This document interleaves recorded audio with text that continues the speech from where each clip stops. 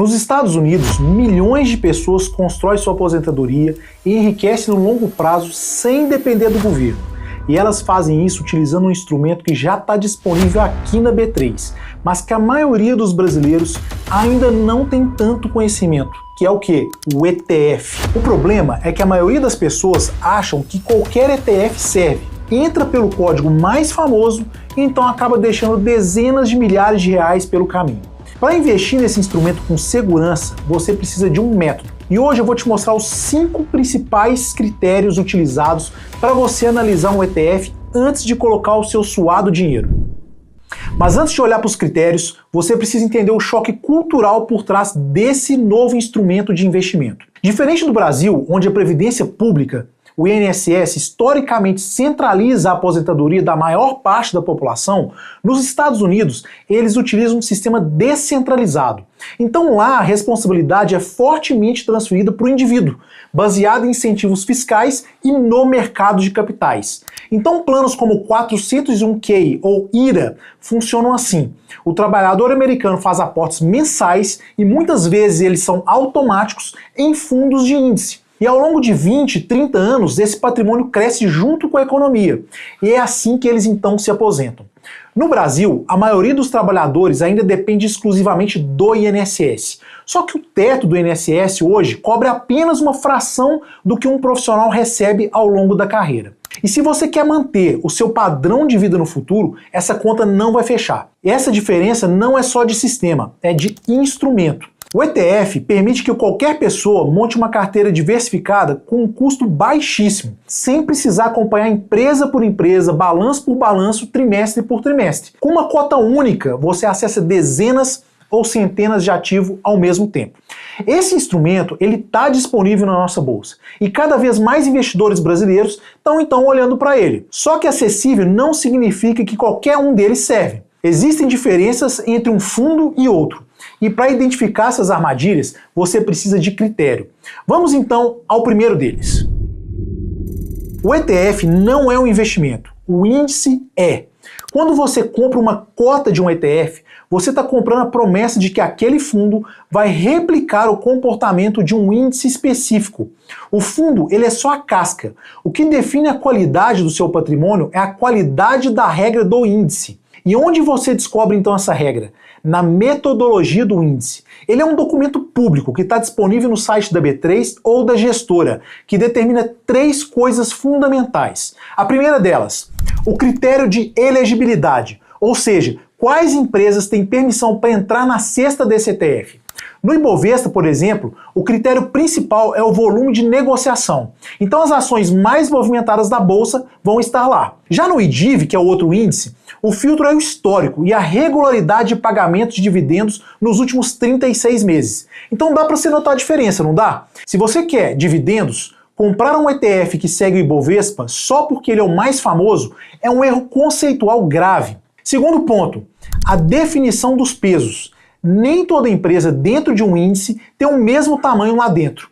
A maioria dos índices brasileiros usa ponderação por valor de mercado. E na prática, isso significa que uma empresa gigantesca de mais de 300 bilhões de reais vai ter um peso proporcionalmente muito maior do que uma empresa que tem 10 bilhões de reais. Existem índices que usam pesos iguais, os chamados equal weight, distribuindo a mesma proporção para cada ativo. Já outros usam ponderação por dividendos pagos. Cada modelo vai gerar um comportamento completamente diferente de risco e retorno na sua carteira. Já o terceiro ponto, vamos lá. As regras de rebalanceamento.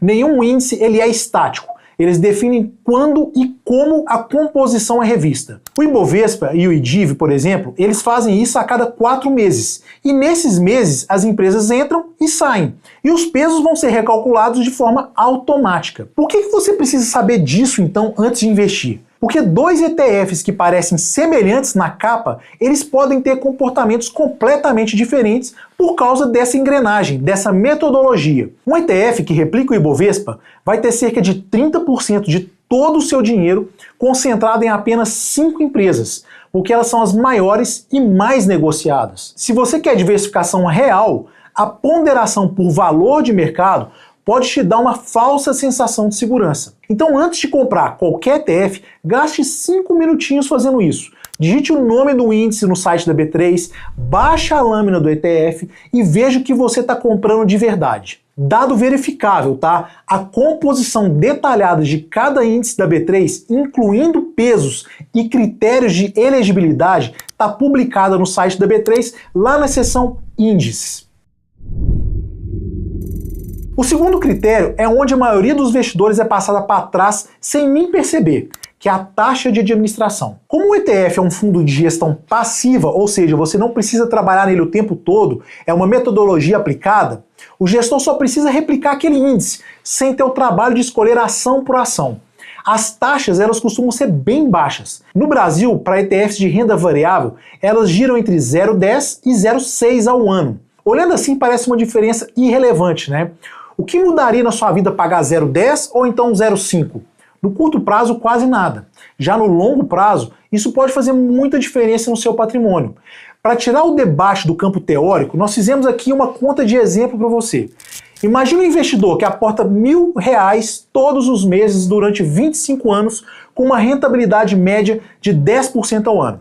Se você escolher um ETF com taxa de 0,10 ao ano, o patrimônio acumulado ao final do período seria aproximadamente de 1,21 milhões de reais. Agora, se ele comprar o mesmo índice, mas através de um ETF que cobra 0,5% ao ano, o patrimônio final cai para 1,14 milhões.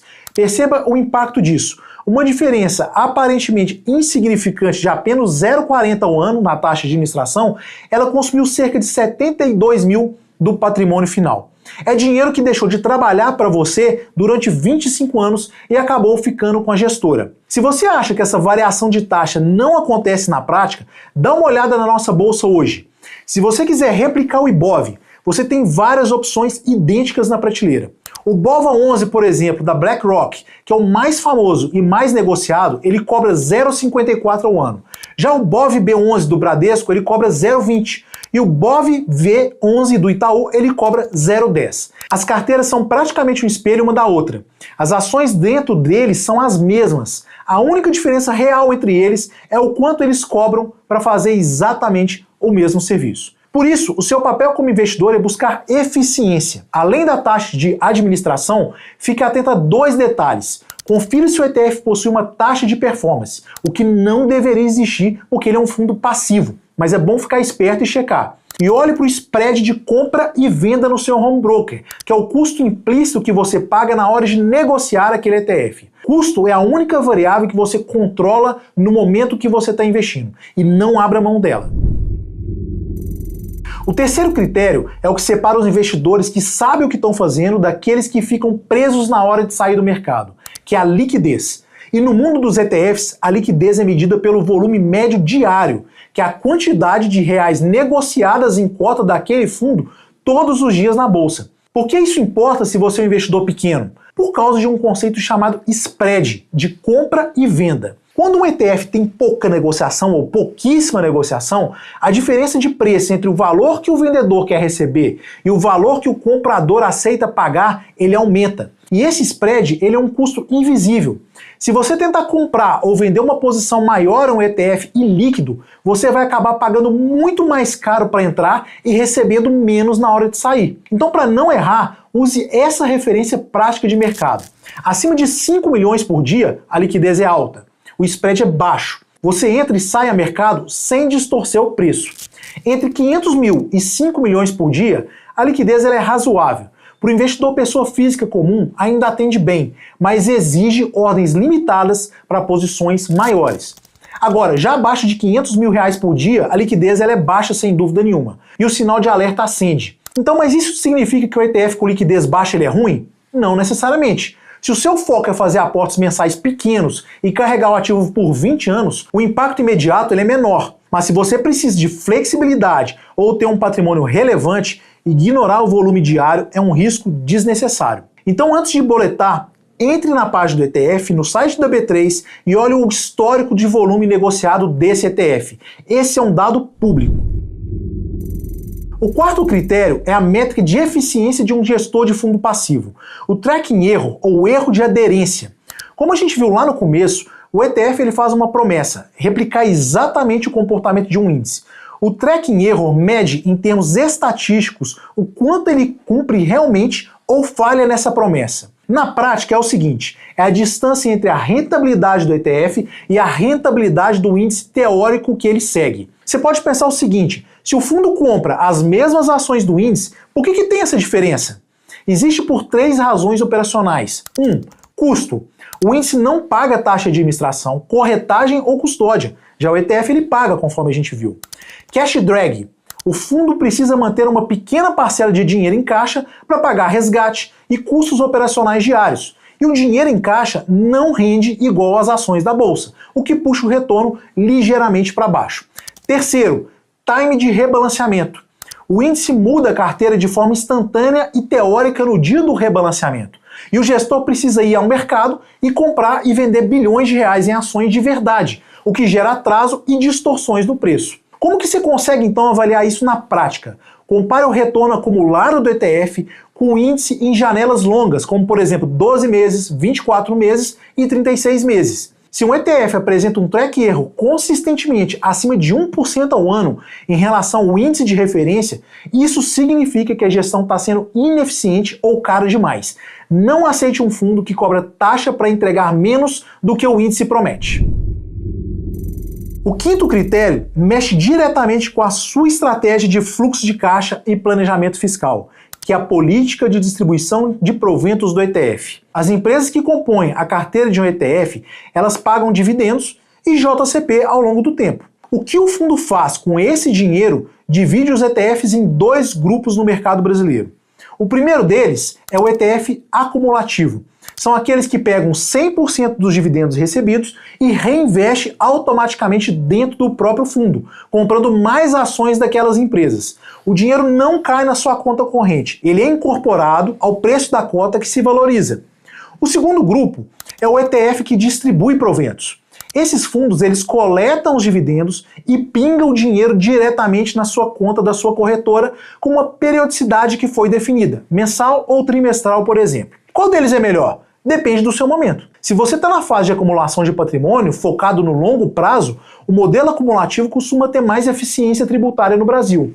O dividendo reinvestido dentro do próprio fundo não gera fato gerador do imposto de renda para você naquele momento. Você adia o imposto e deixa os juros compostos trabalharem sobre o valor bruto. Você só vai pagar imposto quando vender a cota lá na frente. Já por outro lado, se você está na fase de viver de renda e precisa de dinheiro pingando para pagar boleto todo mês, o modelo distributivo te entrega o fluxo de caixa pronto, eliminando o atrito de você ter que vender as cotas manualmente todos os meses. Mas nada impede que você também reinvista no próprio fundo o valor recebido ao longo da distribuição. Olhe então o regulamento do fundo antes de comprar. Se a sua estratégia não estiver alinhada com a política de proventos do ETF, você vai pagar imposto antes da hora ou ter um trabalho operacional que talvez você não queira.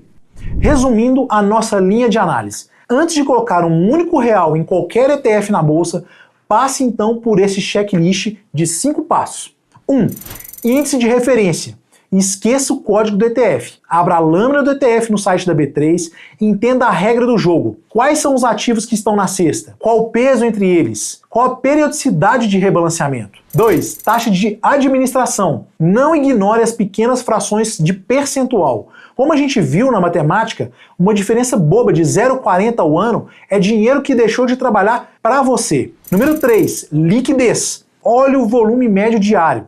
Fuja de fundos que negociam menos de 500 mil por dia para você não ficar preso no spread de compra e venda. Número 4. Tracking error. Monitore a eficiência do gestor em janelas longas. Se o fundo erra o índice por mais de 1% ao ano, você está pagando caro. Número 4. Política de proventos. Alinhe o fundo à sua estratégia fiscal. Acumulativo para acelerar os juros compostos na construção do seu patrimônio. E distributivo se o seu momento já for de colher renda passiva. Todos esses dados são públicos, gratuitos e estão disponíveis nas lâminas das gestoras, no site da B3 ou nos relatórios da CVM. E agora eu quero ouvir você. De todos esses 5 critérios que nós passamos hoje, qual deles você nunca tinha parado para analisar antes de escolher um ETF? Ou qual deles você considera o mais importante para o seu momento atual? digite aqui embaixo no seu comentário, porque eu faço questão de acompanhar e responder o que vocês mandam pra gente para enriquecer esse nosso debate. E se esse conteúdo trouxe dados novos e te ajudou a proteger o seu bolso de custos desnecessários, clica no botão de curtir e se inscreve no nosso canal. É esse que é o nosso termômetro que nos mostra se vale a pena continuar produzindo conteúdos profundos e técnicos aqui para você. Um grande abraço e até o próximo vídeo.